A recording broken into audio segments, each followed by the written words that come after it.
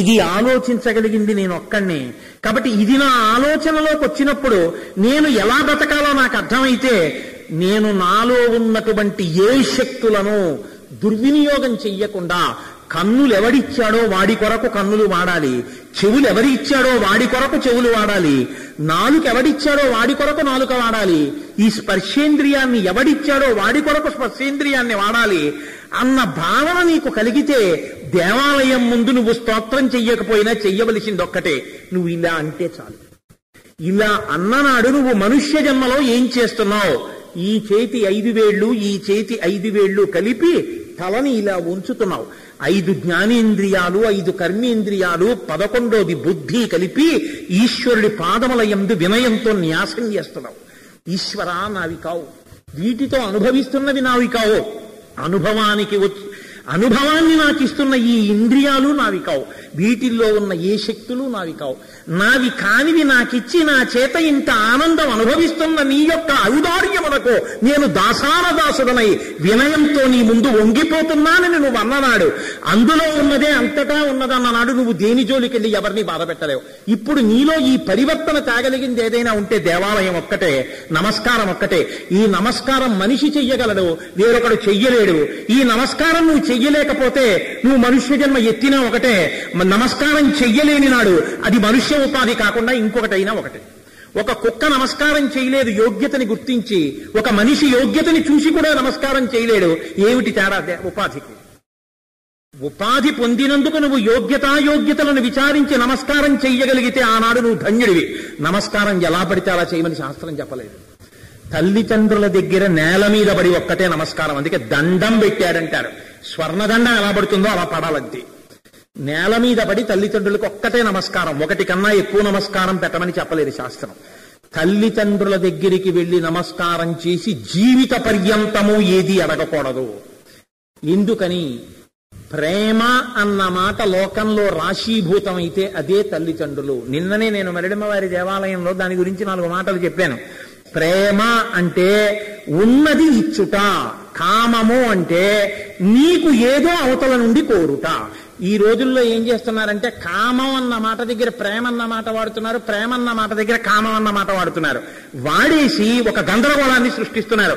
ప్రేమకేం తెలుసు అంటే ఇవ్వడమే తెలుసు, తల్లికేం తెలుసు అన్నీ పెట్టడమే తెలుసు తప్ప వాడు నాకు ఇది చెయ్యలేదు అని కొడుకుని శపించడం కాని, కొడుకు పాడైపోవాలని కోరడం కాని అమ్మకి తెలియదు. నాన్నకేం తెలుసు? వాడి వృద్ధిలోకి రావాలని కోరుకోవడం తెలుసు, వాడి తప్పులు మన్నించడం తెలుసు, వాడికి మళ్లీ మళ్లీ చెప్పడం తెలుసు తప్ప వాడి నుంచి తాను ఎన్నడూ ఏదీ కోరుకోడు. గురువు అంతే. గురువుకి ఏముంటుంది? వాత్సల్యం. తాను నేర్చుకున్నవన్నీ శిష్యుడికి నేర్పేస్తాడు. శిష్యుడి నుంచి ఏం కోరుకుంటాడు? ఏమీ కోరుకోడు.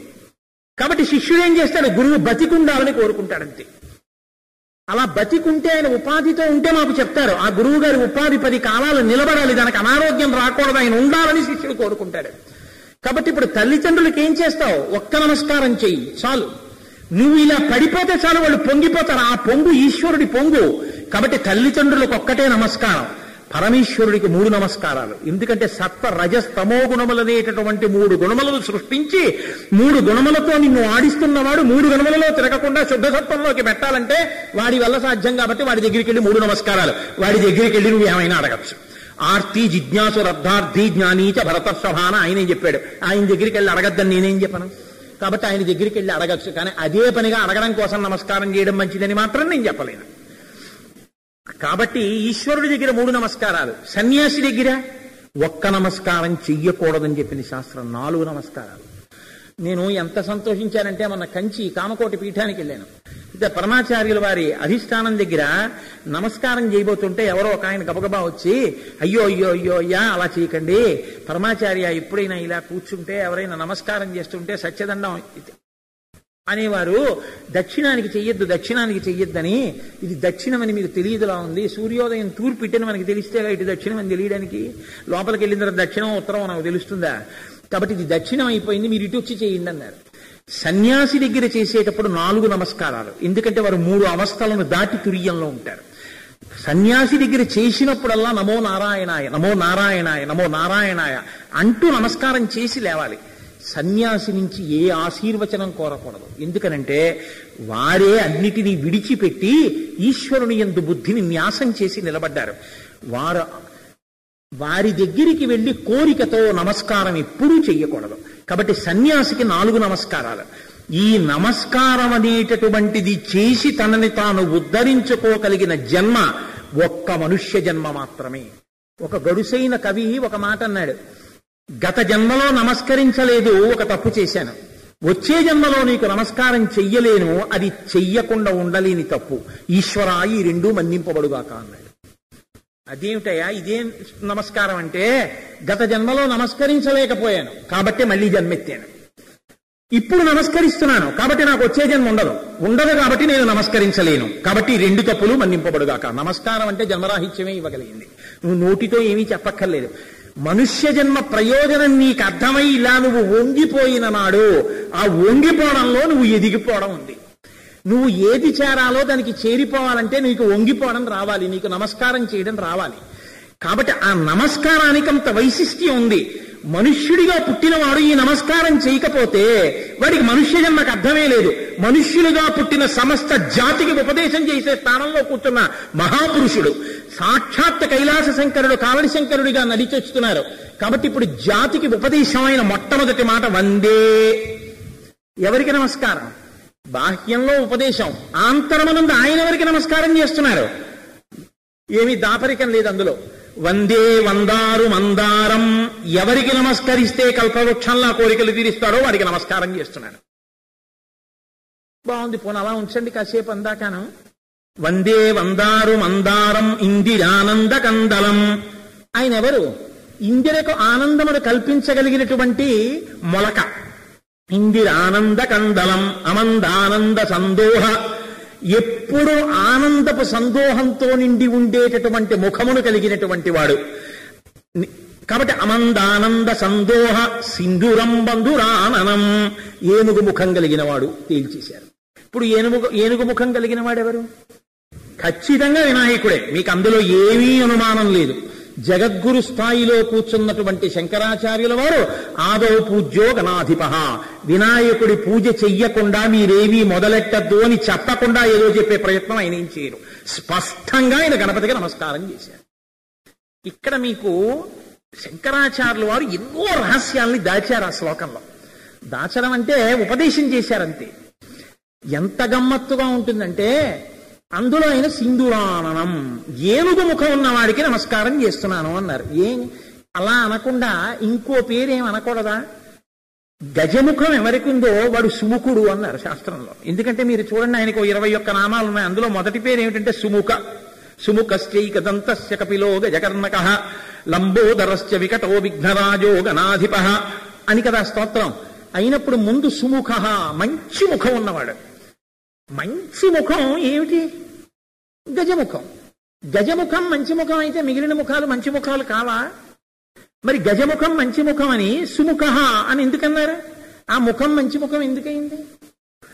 దానికి చాలా రహస్యాలు చెప్పారు పెద్దలు. ఏనుగు ముఖం అన్ని ముఖాల్లోకి గొప్ప ముఖం. ఎందుకో తెలుసా అండి? మీరు చూడండి, లోకంలో ఎవరి ముఖం వంకైనా మీరు చూడండి, సాధారణంగా సృష్టిలో ఉండేటటువంటి ప్రతి ప్రాణికి కూడా నోరనేటటువంటిది ముఖమునందే ఉంటుంది, పైకి కనపడుతూ ఉంటుంది. ఈ పైకి కనపడేటటువంటి నోటిలో పళ్ళని పెదవులు కనపడకుండా అటు ఇటు కదులుతూ ఉంటాయి. అలా కదిలేవి ఇంకోటి ఉన్నాయి ముఖంలో, కనురెప్పలు. కనురెప్పలు కూడా పైకి కిందకి కదులుతాయి, పెదవులు కూడా పైకి కిందకి కదులుతాయి. కనురెప్ప చూడడంలో దాని ప్రమేయం ఏం లేదు. చూడడానికి కనురెప్ప ప్రమేయం ఏమైనా ఉందా అని అడిగారనుకోండి, ఏమీ లేదు కనురెప్ప ప్రమేయం. శబ్దంలో పెదవుల ప్రమేయం ఏమైనా ఉందా అని అడిగారనుకోండి, ఉంది. కనురెప్పల్లాగా చూడడంలో ప్రయోజనం లేకుండా ఉండిపోయినవి కావు పెదవులు. పా అనాలనుకోండి, పెదవులు రెండూ కదవకపోతే పా అనలేను. మా అనాలనుకోండి, పెదవులు రెండూ కలవకపోతే నేను మా అనలేను. కాబట్టి శబ్దములను పలకడంలో పెదవులకు పాత్ర ఉంది. ఈ పెదవుల చేత కప్పబడి ఉండేటటువంటి నోరు ఏది ఉందో అది మిగిలిన వాళ్ళందరికీ పైకి ఉంటుంది. ఎవరి ముఖం చూసినా నోరు కనపడకుండా ఏం ఉండదు, పైకే ఉంటుంది. కానీ మీరు ఏనుగు వంక చూడండి, ఏనుగు ముఖంలో నోరు మాత్రం పైకి కనపడదు. ఏనుగు ముఖంలో ఉండేటటువంటి నోటి మీద ఏది ఉంటుంది? తొండం ఉంటుంది. తొండం అంటే ఏది? కరము. కరికి ఏనుక్కి హస్తం, అది చెయ్యి. ఏనుగు నోటి మీద చెయ్యి ఉంటుంది అంటే అని ఉంటుందని గుర్తు. గజముఖం సుముఖం అని ఎందుకంటారంటే ఇలా వేసుకుంటుందని, నోరు కనపడకుండా ఇలా అడ్డు పెట్టుకుంది. లేదా పెద్దలు ఎవరి దగ్గరికైనా వెళ్ళి మాట్లాడుతున్నాం అనుకోండి, నేను ఇప్పుడు భారతీ తీర్థస్వామి వారితో ఏదో మాట్లాడవలసి వచ్చింది అనుకోండి, ఏమండి కోటేశ్వరరావు గారు అన్నారు అనుకోండి, అంటే నేను వెంటనే గబగబా భారతీ తీర్థస్వామి వారి దగ్గరికి వెళ్ళిపోయి, స్వామి నమస్కారం అండి, బాగున్నారా స్వామి, ఇప్పుడు మీరు కుశలంగా ఉన్నారా అని అడగను కదా. ఆయనతో మాట్లాడేటప్పుడు నోటికి చెయ్యి అడ్డు పెట్టుకుని, స్వామి మీరు క్షేమంగా ఉన్నారా స్వామి నమస్కారం అంటాను. నేను మాట్లాడేటప్పుడు నా నోటిలోంచి పొరపాటున కూడా ఒక చిన్న లాలాజన బిందువు కూడా ఆయన మీద పడకూడదన్న వినయంతో నా నోటికి నా చేతిని అడ్డు పెట్టుకుంటాను. నా నోటికి నా చేతిని అడ్డు పెట్టుకుంటే తప్ప వినయ ప్రకటనం చేసి ఉండలేని వాణ్ణి నేను మీ దగ్గర మాట్లాడవలసిన వాణ్ణి కాను. పొరపాటున ఎక్కువ మాట్లాడతానేమో, మీరు మాట్లాడితే వినవలసిన వాణ్ణి అని చెప్పడానికి నోడొడ్డు పెట్టుకుంటాను, చెయ్యి అడ్డెట్టుకుంటాను. నేను మౌనంతో ఉండవలసిన వాణ్ణి, మీరు చెప్పేది వినవలసిన వాణ్ణి అని చెప్పడానికి చెయ్యడ్డెట్టుకుంటాను. ఏనుగు తనంత తానుగా ఎప్పుడూ చెయ్యడ్డెట్టుకున్న నోటితోనే ఉంటుంది. ఇది దాని వినయం, అది దాని సుముఖం. ఏమిటి ఆయనకి చేత కాక వినాయకుడికి ఆయనకి బ్రహ్మణస్పతి అని ఒక బిరుదుంది. మనం గణపతి సూక్తంలో చెప్తుంటాం కదా, గణానాం త్వా గణపతి కుంభవామహే కవిం కవీనాం ఉపవస్త్రమస్తమం జ్యేష్ఠరాజం బ్రహ్మణాం బ్రహ్మణస్పతి ఆన శృణ్వన్ నూతిభిः సీదసాదనం అంటున్నాం. బ్రహ్మణస్పతి అంటే విద్వాంసులకు విద్వాంసుడు. అంతటి మహానుభావుడు ఎందుకు మాట్లాడ్డా? ఆయన వినయం అటువంటిది. ఇలా నోటికి ఎప్పుడు చెయ్యి అడ్డెట్టుకుని ఉంటాడు. ఇలా నోటికి చెయ్యి అడ్డు పెట్టుకుని ఉండేటటువంటి లక్షణం ఎవడుకుందో వాడు విద్వాంసుడై వినయం ఉన్నవాడు. ఆ ముఖం సుముఖం. అందుకని సుముఖశ్చై కదంతశ్చ కాదు, లోకం కోసం ముఖంలో ఉన్నటువంటి అందమైన దాన్ని త్యాగం చేస్తాడు. ఒక్క పన్ను ఊడిపోతే పన్ను కట్టించేసుకుంటాడు. కానీ వినాయకుడికి గజముఖానికి అందం ఏమిటంటే దంతాలే. వ్యాసుడు వచ్చి మహాభారతం రాస్తానన్నాడు, మహాభారతం చెప్తాను రాయన్నాడు. మహాభారతానికి లేఖకుడిగా కూర్చున్న గణపతి ఎక్కడి నుంచో పట్టుకొచ్చి ఏదో ఒక ఘంటం పట్టుకుని రచన చేయలేదు. తన ముఖానికి అందమిచ్చేటటువంటి కుడి చేతి వైపు ఉన్న దంతాన్ని ఓడబెరికి దాంతో మహాభారత రచన చేశాడు. పురుషార్థ సమన్వయం చెయ్యగలిగిన మహాభారతాన్ని లోకానికి అందించడానికి నా శరీరంలో అందమై నాకు మోజున్న ఈ దంతం ఊడిపోయినా నాకు పర్వాలేదు, ఊడబెరికేసి ఏకదంతం అయిపోయి కూర్చున్నాడు. కాబట్టి మహానుభావ త్యాగబుద్ధి కలిగిన వాడివి, లోకం కోసం బతకడం వచ్చినటువంటి వాడివి, విద్వాంసుడు ఈ మౌనంతో ఉండగలిగిన వాడివి, అత్యంత వినయశీలివి. కాబట్టి ఇటువంటి ముఖం ఏదుందో ఆ ముఖం సుముఖం. కాబట్టి ఇప్పుడు ఆయన ఏనుగు ముఖానికి నమస్కారం చేస్తున్నాను అంటే ఏదో ఏనుగు ముఖం అని చెప్పేసిన వారు కాదు, అది సుముఖం.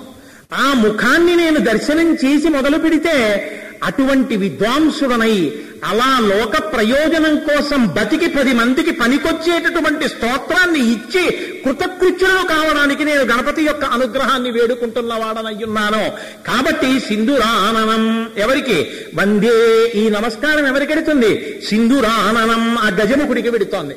ఇప్పుడు ఎవరైనా వందే వందారు మందారం నమస్కరించినటువంటి వారందరికీ కల్పవృక్షము వంటి వాడు. కల్పవృక్షం ఎవరు తన దగ్గరికి వచ్చారని చూడదు.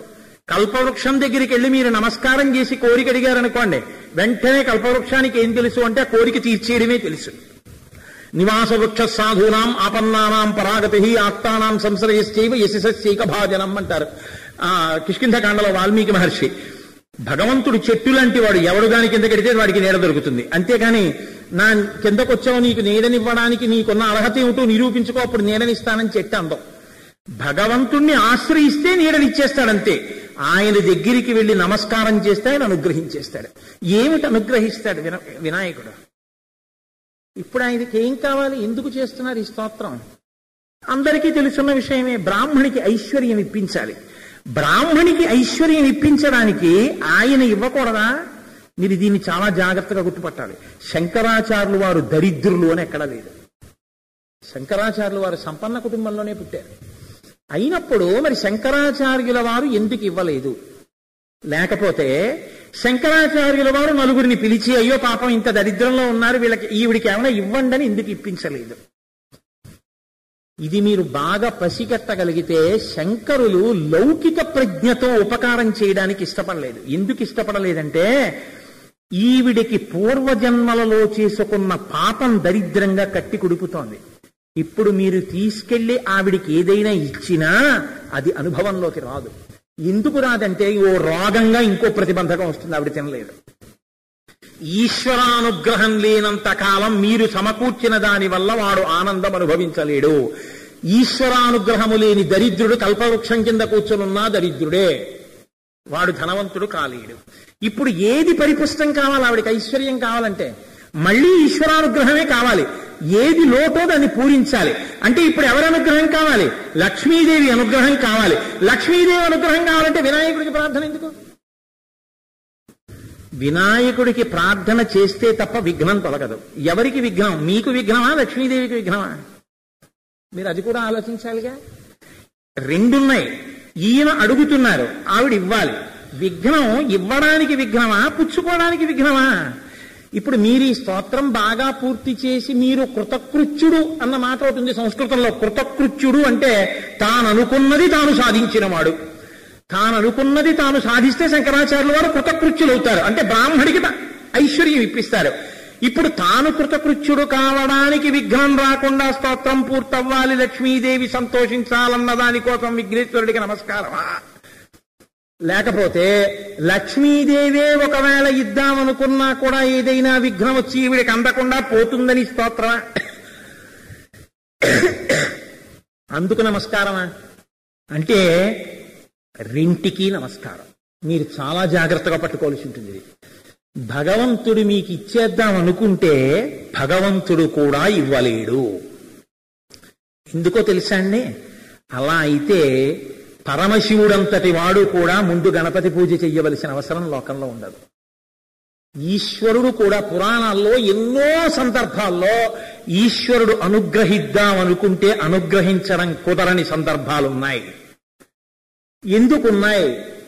ఒక్కటే కారణం, విఘ్నేశ్వరుడి యొక్క అనుగ్రహం కూడా ఉంటే ఇద్దామనుకున్నవాడు ఇవ్వగలడు, పుచ్చుకుందామనుకున్నవాడు పుచ్చుకోగలడు. రెండిటి యందు విఘ్నం పోవాలి.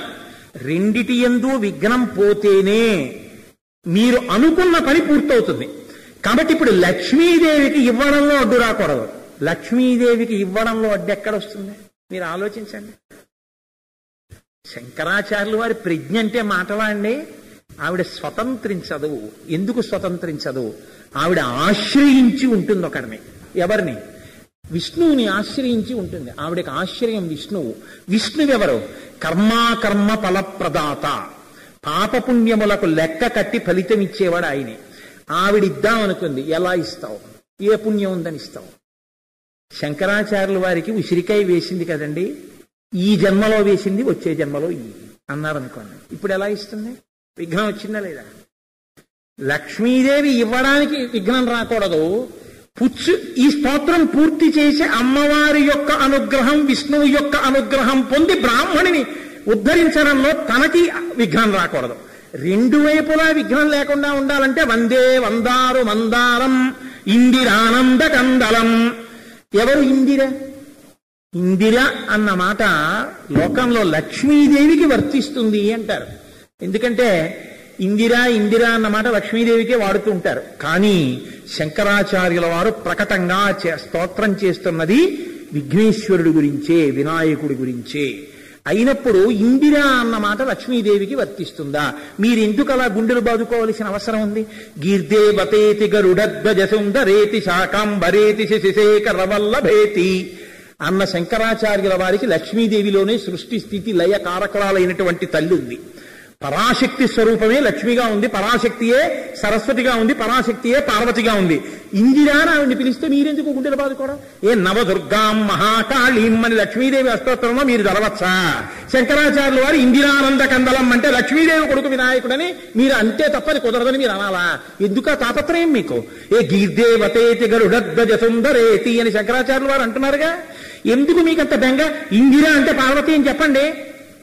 ఎందుకు ఇందిర అంటే పార్వతి అని ఎలా చెప్పగలమండి అంటే పరమైశ్వర్య సంపన్నురాలు. పార్వతీదేవికి లేని సంపన్న, ఆవిడికి లేని ఐశ్వర్యం ఏంటి? శ్రీమాత, లోకంలో ఎంత ఐశ్వర్యం ఉందో ఐశ్వర్యాన్ని కొలవగలిగిన తల్లి, అంతటి తల్లి ఆవిడ కూడా. కాబట్టి ఇందిరానంద కందలం, ఆవిడని ఆనందింపజేయగలిగినటువంటి వాడు. పార్వతీదేవిని ఆనందింపజేయగలిగిన వాడు వినాయకుడు అనడానికి ఏమైనా ఆధారం ఉందా? ఎక్కడైనా ఉందా అలాగా? ఒక్కటే ఆధారం. మీరు చూడండి, లోకంలో ఒక పరిస్థితి ఉంటుంది. చాలా క్లిష్టమైనటువంటి స్థితిలో ఉండి ఒక నిర్ణయం తీసుకోలేక తబ్బిబ్బు పడిపోతుంటే దాని వలన కించిత్ కోపం వచ్చేసింది అనుకోండి. ఆ కోపంలో ఉన్నప్పుడు ఇప్పుడు ఆయన దగ్గరికి వెళ్ళి ఎవరైనా మాట్లాడాలంటే కొంచెం కోపంగా ఉన్నారండి, మా నాన్న చెప్తే వింటాడో విండో అంటారు. ఇప్పుడు సుమనస్సుల చేత పూజింపబడేవాడు అనుకోండి, అంటే మంచి మనస్సులున్న వాళ్ళందరి చేత పూజింపబడేటటువంటి వాడు ఎవడున్నాడో వాడు ఎంత గొప్పవాడు. మంచి మనసులున్న వాళ్ళందరూ పూజిస్తారంటే ఆయన ఎంత పెద్ద మంచి మనసు ఉన్నవాడు. ఇప్పుడు ఆయన లోపలికి వెళ్ళాడు అనుకోండి, ఆయన వెళ్ళి కూర్చోగానే ఆయన మంచి మనసే ఆయన ముఖంలో ప్రసన్నత్వంగా ఉంటుంది. శుక్లాంబరధరం విష్ణుం శశివర్ణం చతుర్భుజం ప్రసన్నవదనం, ప్రసన్నంగా ఉన్నాడు అనుకోండి. ఇప్పుడు ఆయన ఎదురుగుండా కనపడగానే ఇంత కోపంలో ఉన్నవాడికి కోపం పోతుంది, కోపం పోయి సంతోషం వస్తుంది. మీరు వచ్చారు, చాలా సంతోషం అండి, ఏంటి ఇలా వచ్చారంటాడు. అలా జరిగిందా లేదా మీరు చూడండి. మీకు నేను లౌకికంగానే ఒక ఉదాహరణ చూపిస్తాను. జంబుకేశ్వరంలో అఖిలాండేశ్వరి అన్న పేరుతో పరాశక్తి ఉండేది. ఆవిడ యొక్క ఉగ్రకళని ఎవ్వరూ కూడా ఎదురుగుండా వెళ్లి తట్టుకోగలిగినటువంటి స్థితిలో లోకం లేదు. అప్పుడు శంకరాచార్యుల వారు అవతరించారు. శంకరాచార్యుల వారు కూడా అమ్మో అమ్మవారి ఉగ్రకళ మనం ఎక్కడెడతాం, తలుపేసేయండి అనలేదు. శంకరులు అన్నారు అమ్మవారి ఎదురుగుండా వినాయకుడిని పెట్టండి అన్నారు. విఘ్నేశ్వర ప్రతిష్ఠ చేశారు. అమ్మవారు ఎదురుగుండా విఘ్నేశ్వరుణ్ణి పెడితే అమ్మవారు శాంతి పొందింది. అమ్మవారు శాంతి పొందడానికి విఘ్నేశ్వరుడు కారకుడు అయ్యాడంటే అమ్మవారు విఘ్నేశ్వరుణ్ణి చూసినప్పుడు ఆవిడకున్నటువంటి చికాకంతా పోయి ఆవిడ ఆనందపడిపోతుందని గుర్తా కాదా? కేవలం పుత్రవ్యామోహంతోనా? ఆయన యొక్క మంచి లక్షణాల వల్ల. ఆయనకున్న మంచి లక్షణం ఏమిటంటే ఎవరు మంచి మనసులున్నవారో వాళ్ళకి విఘ్నాల్ని తీస్తాడు, ఎవరు చెడ్డ పనులు చేస్తున్నారో వాళ్ళకి విఘ్నాలు కల్పిస్తాడు. కాబట్టి తనకున్న విఘ్నాధిపత్యాన్ని చక్కగా వాడి లోకరక్షణ చేస్తున్నవాడు. పార్వతీదేవియే పురుష రూపంలో ఉంటే స్థితికారుడైన విష్ణువై ఉంటుంది. అందుకే ఇద్దరు అలంకార ప్రియత్వంతో ఉంటారు. అయినప్పుడు స్థితిని నిర్వహించడానికి తనకి తోడ్పడుతున్న తన కుమారుడు. కాబట్టి ఇంతకన్నా ఆనంద హేతు ఏది ఉంటుంది? అందుకే అఖిలాండేశ్వరి అమ్మవారి ముందు వినాయకుడిని కూర్చోబెడితే అమ్మవారు ప్రసన్నురాలైపోయింది. మిగిలిపోయిన కిరణాలని తీసేసి తాటంకాల్లో వేసేసి శంకరాచార్యులు వారు అమ్మవారి చెవులకు పెట్టేశారు మళ్ళీ. కాబట్టి ఇప్పుడు ఆయన ఇందిరానంద కందలం, పార్వతీదేవి యొక్క ఆనందమునకు కారణమైన వాడు. పార్వతీదేవి ఆనందమునకు కారణమైన వాడికి నేను నమస్కరించుచున్నాను అన్నప్పుడు పార్వతీదేవి ఒకరు, లక్ష్మీదేవి ఒకరు, సరస్వతీదేవి ఒకరు కాదు. మహామాయా విశ్వం భ్రమయతి పరబ్రహ్మ మహిషి అంటారు శంకరాచార్యులు వారి సౌందర్యాల్లో. ఉన్నదొక్కటే స్వరూపం. అదే ఐశ్వర్యం ఇచ్చే తొడుగేసుకుంటే లక్ష్మి, అదే మీకు చదువిచ్చే తొడుగేసుకుంటే సరస్వతి, అదే మీకు శక్తినిచ్చేటటువంటి తొడుగేసుకుంటే పార్వతి. కాబట్టి తొడుగు మారుతోంది, లోపల ఉన్న తత్వం ఒక్కటే ఉంటోంది. నేనే ప్యాంటు చొక్కా వేసుకుని ఆఫీస్కి వెళ్తున్నప్పుడు మా అబ్బాయి కనబడితే తండ్రితనం నాలోంచి రాదేంటి? నేను పంచె కట్టుకుని ఉపన్యాసం చెప్తున్నప్పుడు మా అబ్బాయి కనబడితే నాలోంచి తండ్రితనం పైకి రాదేంటి? నేనే సంధ్యావందనం చేసుకోవడానికి ఒక దావళి కట్టు కూర్చుంటే మా అబ్బాయి కనబడితే నాలో తండ్రితనం పైకి రాదేంటి? పైకి కట్టిన వేషం ఏదైనా ఆ తల్లులను సంతోషపెట్టగలిగిన రూపాలతో సంబంధం లేకుండా లోపల ఉన్న మాతృత్వం పెళ్ళుకి అమ్మతనం సంతోషించేటట్టుగా ప్రవర్తించగలిగిన కొడుకుతనం రాశీభూతం అయితే ఆయనే గణపతి, ఆయన విఘ్నేశ్వరుడు. కాబట్టి అమ్మ ఆయనకి నమస్కరిస్తున్నాను. ఇప్పుడు సుమనస్కులై మంచి మనస్సుతో బ్రాహ్మణికి ఉపకారం చేయడానికి, లోకానికి ఉపకారం చేయడానికి, ఈశ్వరానుగ్రహాన్ని కోల్పోయిన జాతికి ఈశ్వరానుగ్రహం అందించడానికి శంకరులు చేస్తున్న స్తోత్రానికి ఆలంబనంగా నిలబడి విఘ్నాన్ని తొలగించమని శంకరాచార్యుల వారు విఘ్నేశ్వరుడికి నమస్కరిస్తే ఈ నమస్కారానికి విఘ్నేశ్వరుడితో పాటు విఘ్నేశ్వరుడి యొక్క నమస్కారాన్ని చూసి ఆయన పొందిన నమస్కారాన్ని చూసి అమ్మవారు కూడా ఆనందిస్తుంది. ఎందుకంటే ఆయన ఆనందానికి ఈయన కారకుడు కనుక. కాబట్టి వందే వందారు మందారం ఇందిరానంద కందలం అమందానంద సందోహ సింధురం బంధురాననం. ఎప్పుడూ ఆనందంతో ఉండేటటువంటి వాడు, అమ్మ ఆనందానికి కారణమైన వాడు. అసలు పార్వతీదేవి యొక్క సృష్టిలోనే గణపతి సృష్టి గమ్మత్తు. ఎందుకని? పూర్వకాలంలో గజాసురుడు అన్న రాక్షసుడు కాడు. ఈ రాక్షసుడు గజాసురుడు పరమశివుడు త్రిశూలం మీద నిలబెట్టి కాశీపట్టణంలో చంపినటువంటి వాడు. ఆయన గజవక్త్రుడు అనబడేటటువంటి ఒక రాక్షసుడు ఒక తపస్సు చేసి బ్రహ్మగారిని ఒక వరం అడిగాడు. నా ముఖం లాంటి ముఖం ఉన్నవాడి చేతిలోనే నేను చచ్చిపోతానన్నాడు. ఆ రాక్షసుడి ముఖం ఏనుగు ముఖం.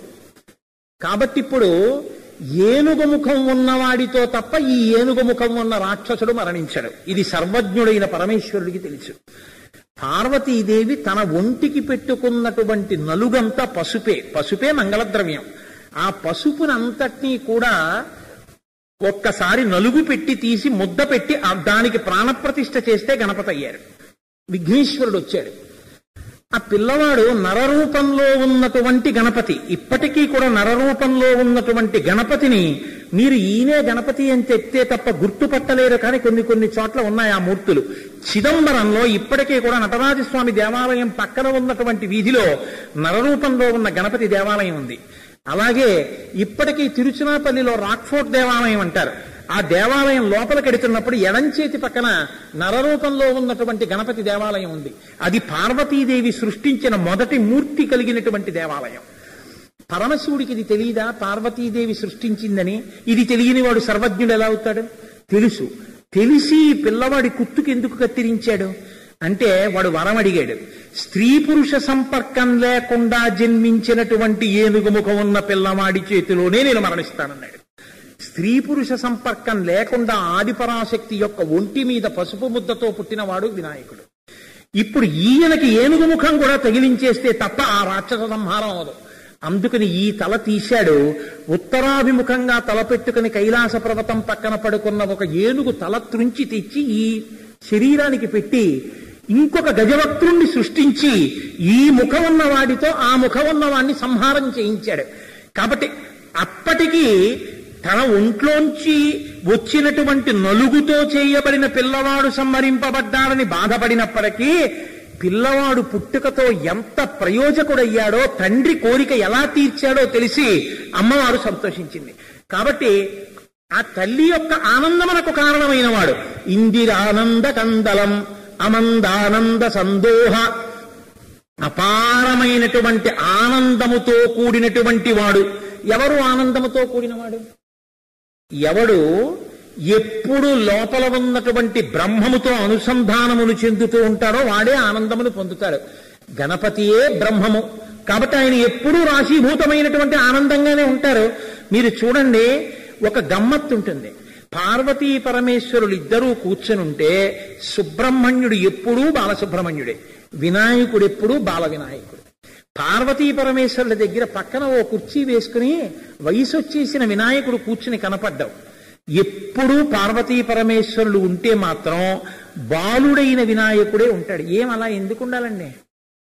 నా కొడుకు ఎప్పుడు బాలుడైన కొడుకే ఉంటాడేంటి? నాకన్నా పొడుగైపోయిన కొడుకు కూడా ఉంటాడు. ఇంకా తర్వాత మళ్ళీ బాలుడైన కొడుకు కూర్చోవాలంటే అలా ఏం కుదరదు. ఇంకా అంతే, అలాగే కూర్చుంటాడు వాడు. మరి పార్వతీ పరమేశ్వరుల విషయంలో బాలుడైన కొడుకుగా ఎందుకుంటాడు వినాయకుడు? ఒక్కటే కారణం, మీరు గుర్తుపట్టగలిగితే చాలా తొందరగా ఏడుపుకి కారణాన్ని, నవ్వుకి కారణాన్ని కూడా మరిచిపోయి తనలో తాను రమిస్తూ ఆడుకోగలిగిన జీవి ప్రపంచంలో పసిపిల్లాడు ఒక్కడే. మీరు చూడండి, వాడికి ఒక వస్తువు ఇవ్వనన్నారు అనుకోండి, వాడు ఏడుస్తాడు. వాడు దాన్ని కక్ష పెట్టుకుంటాడు మనసులో. 5 నిమిషాలు అది మర్చిపోతాడు.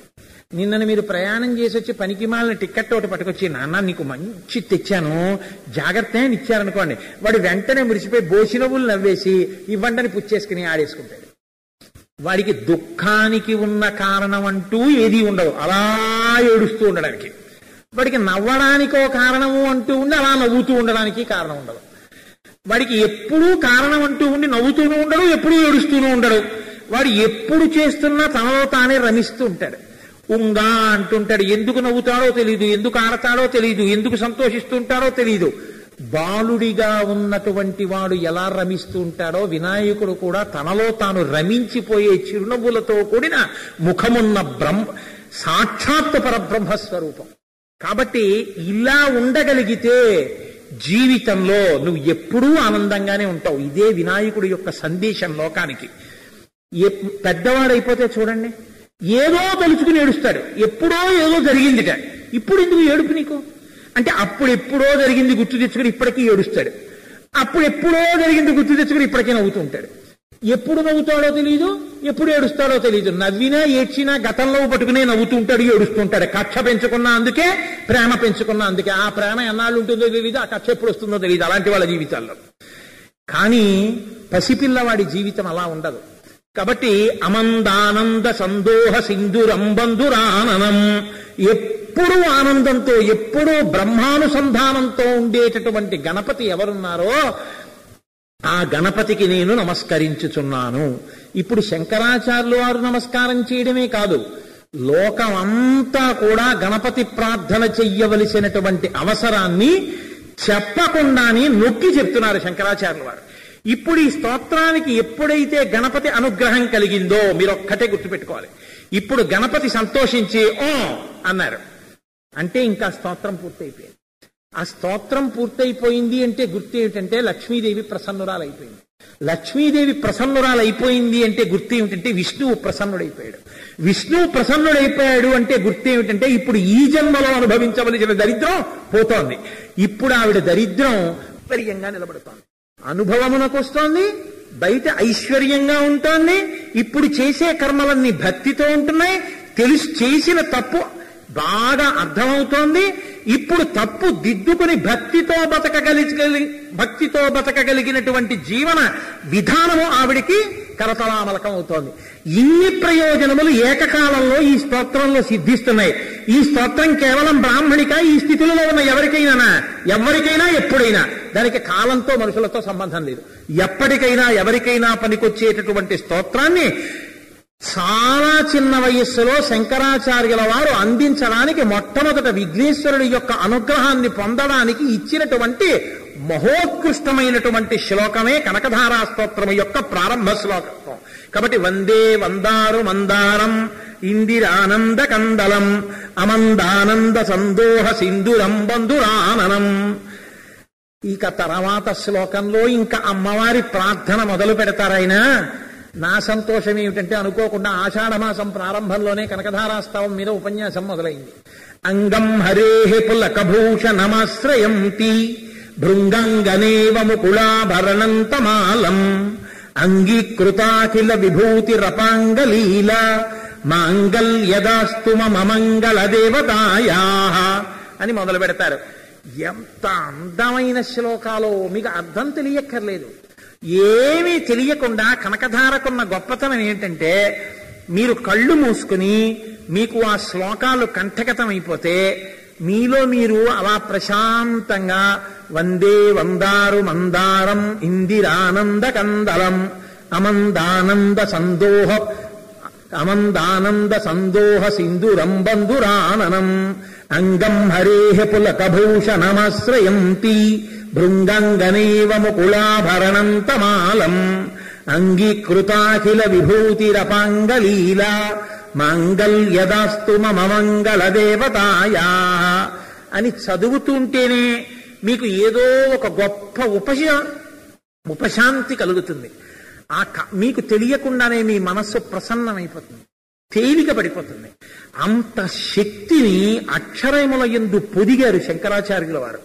ఇప్పుడు అమ్మవారి స్తోత్రం ప్రారంభం చేస్తూ ఎంత అద్భుతమైన శ్లోక ప్రయోగం చేశారో, గణపతి ప్రార్థన తర్వాత ఆయన నోటి వెంట వచ్చిన ఆ శ్లోకాలు ఎలా అమృత భాండాలయ్యాయో, లక్ష్మీదేవి ఎంత ప్రసన్నురాలైపోయిందో, వెళ్లే కొద్దీ అసలు అమ్మవారు అయ్యవారు అలా ఎలా కుదురుతుంది, అండానికి కూడా వీలు లేనంత రీతిలో ప్రసన్నులైపోయేటట్టుగా ఎంత చమత్కారంతో ఆయన స్తోత్రం చేశారో, చిట్ట చివరికి లక్ష్మీనారాయణులే ఆనందపడిపోయి శంకరా మేము ప్రీతి పొందేశామయ్యా, కురిపించేస్తున్నామని కురిపించేశారంతే.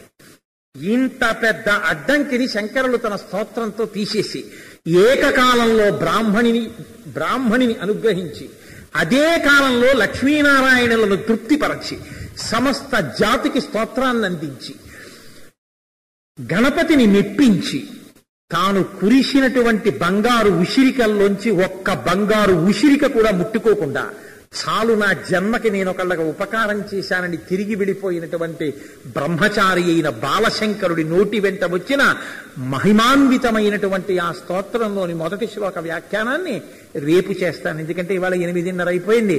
ఇప్పుడు నేను ఆ శ్లోకం మొదలు పెట్టాను అనుకోండి, మళ్ళీ అది చాలా సమయం తీసుకుంటుంది.